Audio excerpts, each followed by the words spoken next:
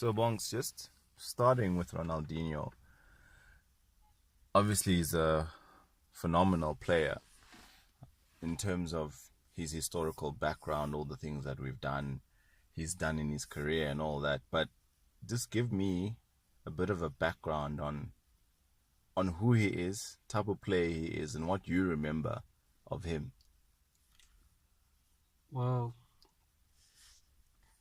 I was first introduced to Ronaldinho, I'd say, at the 2002 World Cup when he was playing for Brazil. I think was wearing jersey number 11.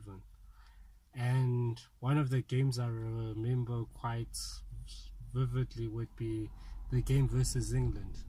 Sort of his coming out game, if you remember. The game where he just turned Ashley Cole inside out. It was also the game where he had that free kick, that's tremendous free kick against David Seaman, which looked like a mistake at the time, but in hindsight of all the things that he's done up to now, I quite believe he did it on purpose. And at the 2002 World Cup, a funny thing about it is that just before that game, he just signed for Barcelona, if I'm not lying, and to the conversation to the lead up to that game was about how he was going to go to Manchester United. So I'm very happy. I'm very happy we stole that one, because I remember they were talking about how he was going to replace David Beckham, get the number 7 shirt, and how he would be the one of the in the line of the number 7s. So, I mean, one of the interesting parts about that World Cup as well is that the big fuss was all about the return of Ronaldo, number 9, and also this trio that I guess a lot of the world hadn't seen before of Ronaldinho, Rivaldo, and Ronaldo. But what strikes me is that probably if you would look back at some of the videos, is that Ronaldinho was already playing in behind the two strikers, and it's something, I guess, it's really a prelude to what we're going to be talking about today. But when you were looking and watching the games back in the day, you really weren't focused to say, what was this guy's main purpose on the pitch and what was he doing? We were all very much focused on the skills and his dazzling ability in terms of his ability to drop players and all these fancy skills and the step overs, and of course, as you've mentioned, the free kick against David Seaman. And so obviously you're a very big Barcelona fan. What do you then remember subsequent to the World Cup about what Ronaldinho meant to Barcelona and what he did in terms of creating his place in the history of the club?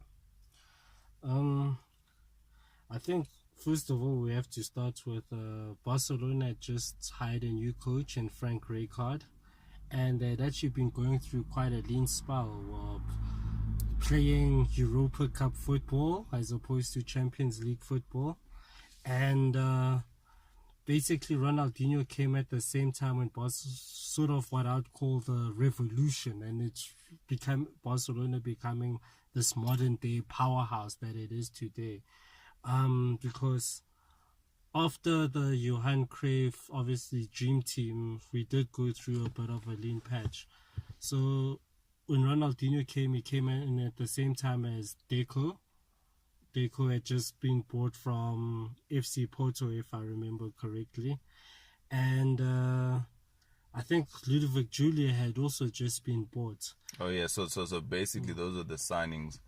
If from the two, when was Mourinho and Monaco in the final? Because I think Monaco got to the final, and I think he came. Porto also got to the final of the Champions League in that year, just before, right? I think isn't it that year of the World Cup? I think it's about, because the World Cup was in 2002, yeah, but wasn't the Champions League in 2003? Because in that Champions League, Deco still would have been playing. Yes. So, okay. Now I think I got it. That in 2003, that's when Porto had won the final between Monaco. And I think that's the next season, then Deco joined. Yes, which would mean that Eto'o also, did Eto'o come same time as Ronaldinho, as Deco, or before? Not sure. Because if I remember, it would be Ronaldinho. But I mean, even after that, before all the big players started being assembled, I think we started to see a big change in terms of the standards in Barcelona. And I think Ronaldinho, in my opinion, was a very big driver of that change. Well, one thing about Ronaldinho is that when he got to Barcelona, he actually made his debut. His first game that he played for Barcelona was delayed by a couple of hours, and it actually kicked off was exactly at midnight. And in that very first game, he scored this wonder goal where I think he dribbled past about 3 players, and he took a shot for about 30 yards. It hit the crossbar and bounced in, and that was basically Barcelona's introduction to Ronaldinho. Also, Ronaldinho, he was really in Barcelona, was obviously playing in the Europa Cup, and at that time, and we also had this game against Celtic, of which Ronaldinho was playing, and it was sort of, he was becoming this. There were already signs of what he was going to be for the club, where he was just getting the ball, dropping players, introducing levels of creativity that were missing from the club since probably the days of Michael Landrop and the great dream team under Johan Cruyff. And, and we're going back to the standards of what Barcelona used to represent. And because, I mean, he's not the type of guy. I mean, we sitting now in an era of, I don't know, attacking players like Cristiano Ronaldo, Lewandowski, Messi, these sorts of players who are going on to score multiple goals and, and assists. But if we roll back the clock a bit, he wasn't that really type of player who was going to get a significant amount of goals. But if you look at players like Landrop in terms of, I mean, he was described as the person who was the hub of creativity for the dream team and who, in a lot of situations, came up with solutions. What kind of player would you predominantly describe Ronaldinho as? Well, the level, I think, first of all, for us to even begin to understand the impact that Ronaldinho had, I think first we have to describe the era sort of which when he played, and he played for Barcelona probably in between the two. His impact was between the 2002 World Cup and the 2006 World Cup. Now, what's significant about that is that it was really the era that 4-5-1 came into prominence, and it was counter-attacking football and goals from set pieces really decided to be like the determining factor of the time. And it was also a time when size became an issue, because it was a time when the prototype striker became someone like a Didier Drogba. And those type of strikers. So it was, then later it became a 4-2-3-1, which was a little bit more attacking, but basically the same concept. So Ronaldinho had to unlock defenses at a time like that. And so that just gives you the idea of the task that awaited this guy. So in terms of the type of playmaker that I'd put him was obviously, as we said, he's very close to a Rivera type of playmaker. And in terms of Rivera type of playmaker, we're talking about that old school number 10 that you could say would play in the hole behind two strikers, or let's say two inside forwards or two attackers, a little bit deeper towards you than your trackerista, which would be your Baggio or the playmaker just behind the striker who scores more goals, who gets into the 18-yard area. He'd be more deeper, very much more involved in the build-up of the team. Yeah. Very much involved in the control of the team, and sort of the player that everybody really in the attacking third really bounces off. So Yeah. he would be the hub of the team.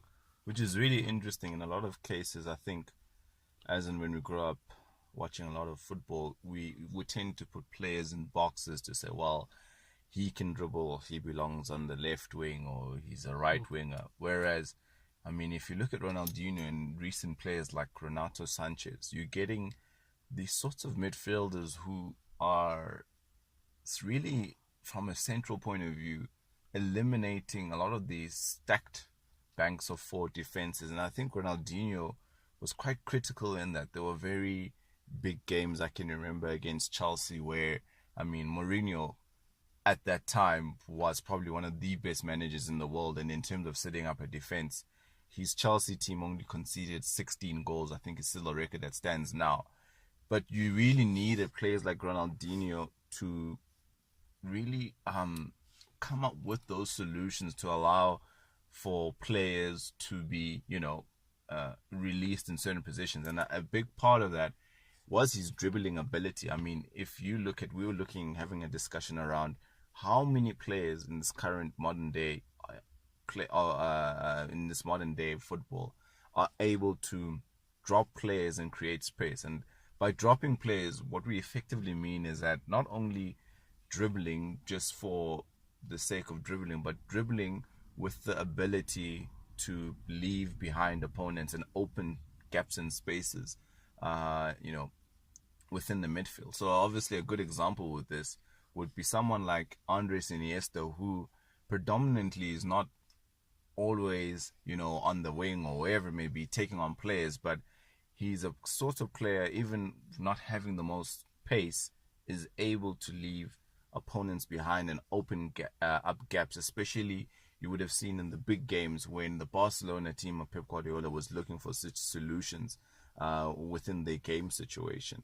So, I mean, that gives us a very good background in terms of what kind of player Ronaldinho is, and it links quite closely to a player that we're seeing doing something very similar now, being Paul Pogba. I think Ronaldinho, especially as well, other than his Barcelona stint, if you look at his Atletico Mineiro stint, you can see quite clearly the advantages that having such a creative player who's able not only, to pass with such a long range and have all these different solutions, but a player who's able to dribble past initial markers and suitors to open up spaces. It becomes quite important tactically, and as I was saying now, it's something again we're seeing within other modern players, and we wanted to discuss in terms of categories of playmakers, and Pogba is one of the ones we'll be discussing more in detail later.